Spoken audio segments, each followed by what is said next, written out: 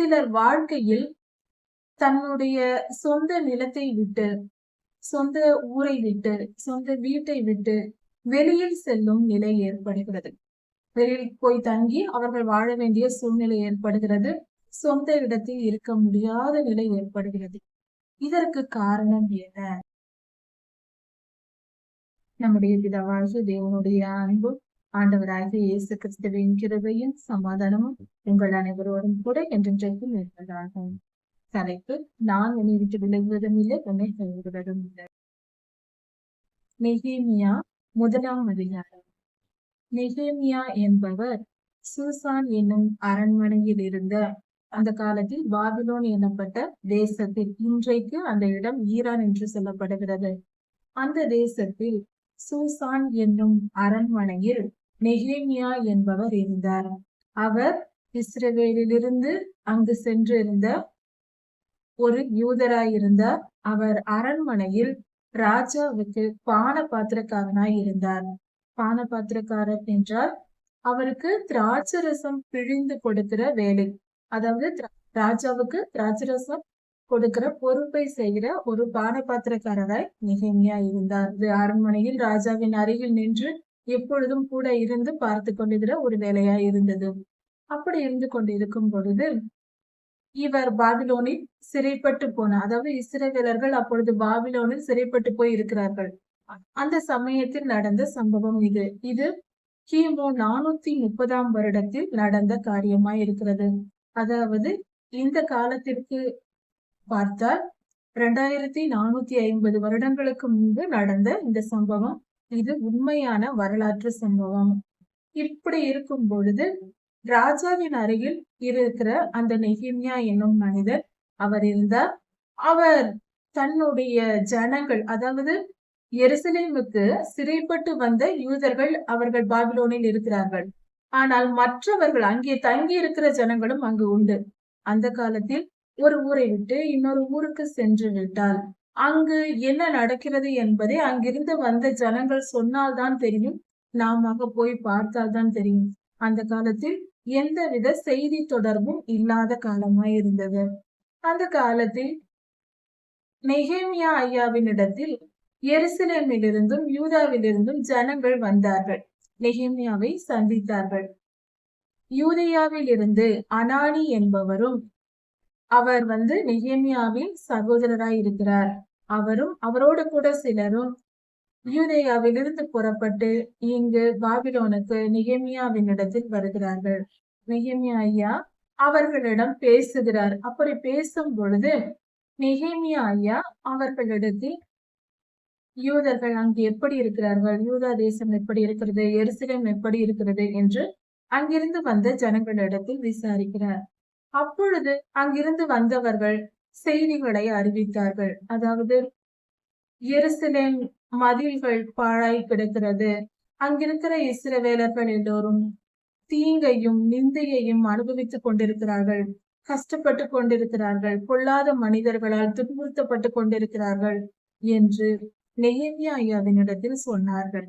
இதை கேட்டதும் நெகேமியா ஐயா மிகவும் வருத்தப்பட்டு துக்கித்துக் கொண்டு கர்த்தரை நோக்கி ஜெபித்துக் கொண்டு இந்த நிலைக்காக மனம் வருந்தி மிகவும் துக்கப்பட்டு கொண்டிருந்தார். அதன் பின்பு அவர் உபவாசித்து கர்த்தரிடத்தில் ஜெபிக்கிறார். இப்படி அவர் செயல்பட்டு கொண்டிருக்கும் பொழுது நெகேமியா ஐயா இஸ்ரவேலருக்காக ஒரு ஜெபம் செய்கிறார். அந்த ஜெபம் என்ன என்பதை குறித்து நாம் இப்பொழுது கவனிக்கலாம். கர்த்தாவே, உம்மிடத்தில் அன்பு கூர்ந்து உம்முடைய கற்பனைகளையும் கட்டளைகளையும் கை கொண்டு, உம்மிடத்தில் அன்பு கூர்ந்து உம்முடைய கற்பனைகளையும் கட்டளைகளையும் கை கொண்டு உமக்கு கீழ்ப்படிந்து வாழ்கிற ஜனங்களுக்கு உம்முடைய உடன்படிக்கையையும் கிருபையையும் காக்கிற நல்ல தேவனே, நீர் எங்கள் மேல் கிருபையாயிரும் என்று ஜெபிக்கிறார். உம்மிடத்தில் அன்பு கூர்ந்து உம்முடைய கற்பனைகளையும் கட்டளைகளையும் கை கொண்டு நடக்கிறவர்களுக்கு உம்முடைய உடன்படிக்கையையும் கிருபையையும் காக்கிற மகத்துவமும் மான தேவனே, நான் இரவும் பகலும் எங்களுடைய பாவங்களை அறிக்கை செய்து கொண்டிருக்கிறேன். கர்த்தாவே, நாங்களும் எங்கள் பிதாக்களும் பாவம் செய்தோம். எங்கள் பாவத்தின் நிமித்தம் இப்படிப்பட்ட தீங்கு எங்களுக்கு நேரிட்டது. நீர் நீதியுள்ளவர், நீர் நல்லவர். எங்களுக்கு இப்படிப்பட்ட தீங்கு நேருவதற்கு நாங்களே காரணமாய் இருக்கிறோம். உமக்கு கீழ்ப்படிந்து நாங்கள் நடக்கவில்லை. உம்முடைய கற்பனைகளையும் கட்டளைகளையும் விட்டு நாங்கள் வழி விலகி போனோம். அது நிமித்தம் எங்களுக்கு இப்படிப்பட்ட ஒரு நிலை வந்தது என்று நெகேமியா தம்மை தாழ்த்தி தம்முடைய பாவங்களை இரவும் பகலுமாக அவர் பாவ அறிக்கை செய்கிறார். என்னுடைய ஜெபத்தை கேட்பதற்கு உம்முடைய செவிகள் கவனித்தும் உம்முடைய கண்கள் திறந்தும் இருப்பதாக. நானும் என் தகப்பன் வீட்டாரும் உமக்கு விரோதமாய் நாங்கள் நடந்தோம், மிகவும் பாவம் செய்தோம், கெட்டவர்களாய் நடந்து கொண்டோம். உம்முடைய கற்பனைகளையும் கட்டளைகளையும் கை கொண்டு நடக்கவில்லை. நாங்கள் அதற்கு கீழ்ப்படியாமல் போனோம். அப்படி இருக்க நீர் ஏற்கனவே எங்களுக்கு சொல்லி இருந்தீர், என்னுடைய கற்பனைகளையும் கட்டளைகளையும் நீங்கள் கடைபிடிக்கவில்லை என்றால் நீங்கள் பூமியிலே சிதறடிக்கப்பட்டு போவீர்கள் என்று சொல்லி இருந்தீர். உம்முடைய வார்த்தையின்படியே எங்களுக்கு நேரிட்டது. நாங்கள் செய்த அக்கிரமத்தின் நிமித்தம் நாங்கள் சிதறடிக்கப்பட்டோம். நாங்கள் தேசத்தை விட்டு வெளியே போக வேண்டிய சிறையிருப்புக்கு போக வேண்டிய நிலை ஏற்பட்டது.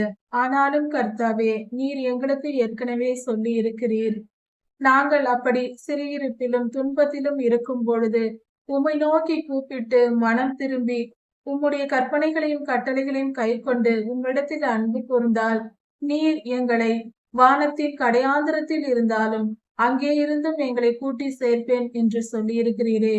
கர்த்தாவே, நாங்கள் பாவ அறிக்கை செய்கிறோம், மனம் திரும்புகிறோம்.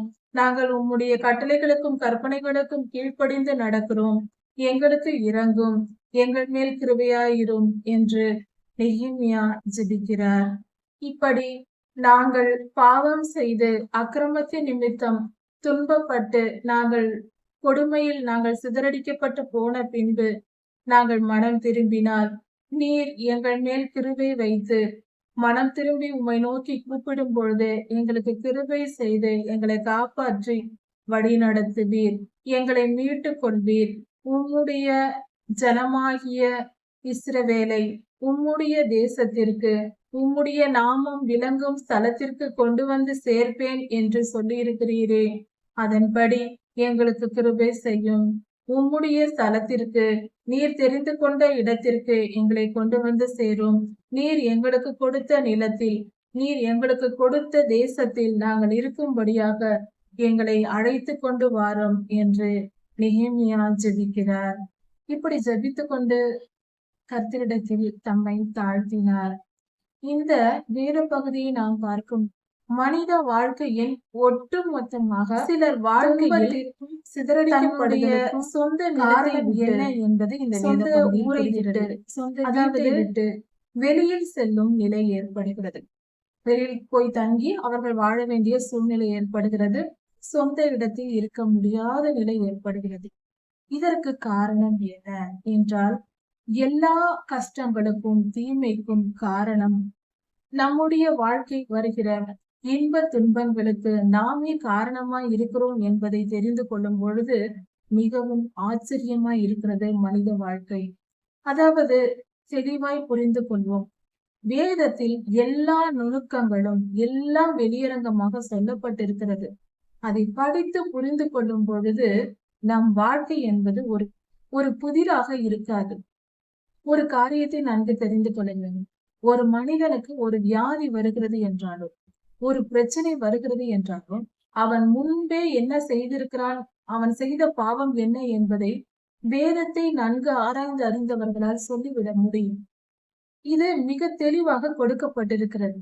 இந்த இடத்தில் கர்த்தர் இந்த அதிகாரத்தில் நமக்கு வெளிப்படுத்தியிருக்கிற காரியம், கர்த்தருடைய கற்பனைகளையும் கட்டளைகளையும் கை கொண்டு நடக்காதவர்கள், கர்த்தருக்கு விரோதமாய் செயல்பட்டவர்களே தங்கள் சொந்த வீட்டையும் நிலத்தையும் தன் தேசத்தையும் விட்டு விரட்டி அடிக்கப்படுகிறார்கள். அந்நிய தேசத்துக்கு அனுப்பப்படுகிறார்கள். புரியாத மொழியிலும் புரியாத மனிதர்களோடும் தங்கள் உறவினர்களை இழந்து தனிமையாக வாழ்கிறவர்கள் தங்கள் வாழ்க்கையை சற்று யோசித்து பார்த்தால் தெரியும். அவர்கள் என்ன செய்திருக்கிறார்கள், அவர்கள் பெற்றோர்கள் என்ன செய்திருக்கிறார்கள் என்பதை குறித்து கவனித்து பார்ப்போம்.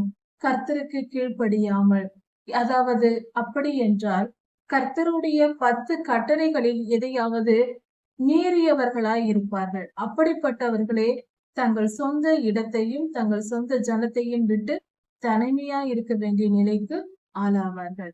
இதை ஏன் கர்த்தர் செய்கிறார் என்றால் அது அவர்களுக்கு கொடுக்கப்படுகிற நியாய தீர்ப்பாய் இருக்கிறது. கர்த்தருக்கு கீழ்ப்படியாத ஜனங்கள் எல்லா ஜனங்களோடும் ஒன்று இருந்தால் அவர்களும் கர்த்தருக்கு கீழ்ப்படியாமல் போகும்படி இவர்கள் செய்வார்கள். இவர்களுடைய வாழ்க்கையை பார்த்து மற்றவர்களும் கெட்டு போய் இவர்களை பின்பற்றி போவார்கள் என்பது தெளிவான உண்மை, எல்லோரும் அறிந்ததே. ஒரு நல்ல காரியத்தை சொல்லிக் கொடுத்து சிறு பிள்ளையை வளர்க்க, அதை நல்ல விஷயங்களை பழக்குவதற்கு சாதாரணமாக சிறு பிள்ளைகளாய் இருந்தாலும் பெரியவர்களாய் இருந்தாலும் நல்ல விஷயங்களை பழக்குவதற்கு மிகவும் கடினப்பட வேண்டும். கடினமாக தோன்றும், சுலபமாக அதை நாம் பழகிக் கொள்ள மாட்டோம். ஆனால் தீய பழக்க வழக்கங்களை மிக சுலபமாக நாம் பழகிக் கொள்வோம். இதை நாம் சற்று ஆராய்ந்து பார்த்தால் தெரியும். அதே போல நல்ல பழக்கங்களை கற்றுக்கொண்ட பின்பு கூட சில நேரங்களில் அதை விட்டு விலகி விடுவோம். ஆனால் தீய பழக்கங்கள் மட்டும் நம்மை விட நினைத்தாலும் அதை நாம் விட மாட்டோம். ஒரு சாதாரணமாக புகைப்பிடிக்கும் பழக்கம் இருப்பவர்கள் சுலபமாக பழகிக் கொள்வார்கள். ஆனால் அவர்கள் அதை விட வேண்டும் என்று முயற்சித்தால் கூட அவர்களால் முடியாது. இதுதான் தீமையின் வலிமை. அது பிடித்து கொண்டால் நம்மை விட்டு போகாது. அதனால்தான் தீயதை கற்க கூடாது. நல்ல விஷயங்களை கற்பது கடினமா இருக்கும். அதை தொடர்ந்து காப்பாற்றி நம்ம செயல்படுவதும் சற்று கடினம்தான். ஆனால் அது நமக்கு நன்மையை தரும். அதனால் கர்த்தருடைய கட்டளைகளையும் கற்பனைகளையும் கை கொண்டு நடக்காத ஜனங்கள், கீழ்ப்படியாத ஜனங்கள், அவர்கள் என்ன செய்வார்கள்? தங்கள் சந்ததியினரையும் தங்கள் குடும்பத்தினரையும் நல்ல தங்களுடைய மனிதர்கள், தன்னுடன் இருக்கிற தன்னை பார்க்கிற மனிதர்களையும் கெடுத்து போடுவார்கள். இந்த துன்மார்க்கரை பார்த்து மற்ற மனிதர்களும், கூட இருக்கிறவர்கள், உறவினர்கள், அக்கம் பக்கத்தார் எல்லோரும் கெட்டு போய்விடுவார்கள். இது தீமை சுலபமாக பரவிவிடும், நோய் கிருமி போல. அதனால்தான் கர்த்தர் சொல்லுகிறார், சிதறடிக்க பண்ணுகிறார். இப்படிப்பட்ட ஜனங்களை துரத்தி விடுகிறார். என் நிலத்தில் இருக்காதே, என் தேசத்தில் இருக்காதே, என் இடத்தில் இருக்காதே என்று கர்த்தர் துரத்தி விடுகிறார். அதாவது நாம் கர்த்தருக்கு விரோதமாய் செயல்பட்டவர்களாய் இருந்தால், கர்த்தருக்கு கீழ்ப்படியவில்லை என்றால், நாம் கர்த்தருடைய சந்நிதியில் அவருடைய ஆசீர்வாதத்தில் நாம் பங்கு கொள்ள முடியாது என்கிற செய்தி இந்த வேத பகுதியில் நெகேமியா ஐயாவின் ஜெபத்தில் மிக தெளிவாக கொடுக்கப்பட்டிருக்கிறது. இதை தயவு செய்து வேத புத்தகத்தை எடுத்து படித்து இதை மனனம் செய்து அதை நாம் தினமும் ஜெபிப்பது நமக்கு மிகுந்த பலன் உண்டாக்கும். இதை நாம் ஜெபிக்க பயன்படுத்தலாம். அப்பொழுது நாம் பாவரிக்கை செய்து நாம் மனம் திரும்பும் பொழுது கர்த்தர் நம்மை பாதுகாப்பார். இதை நாம் ஒரு முறை செய்தால் கூட மனதார பழகி படித்து புரிந்து நாம் மனதார ஜெபித்து நாம் மனம் திரும்பும் போது நம்முடைய வாழ்க்கையில் நல்ல மாற்றங்கள் ஏற்படும். கர்த்தர் உங்களை ஆசீர்வதிப்பாராக. இதன் தொடர்ச்சியை அடுத்த செய்தியில் பார்க்கலாம். மாரநாதா.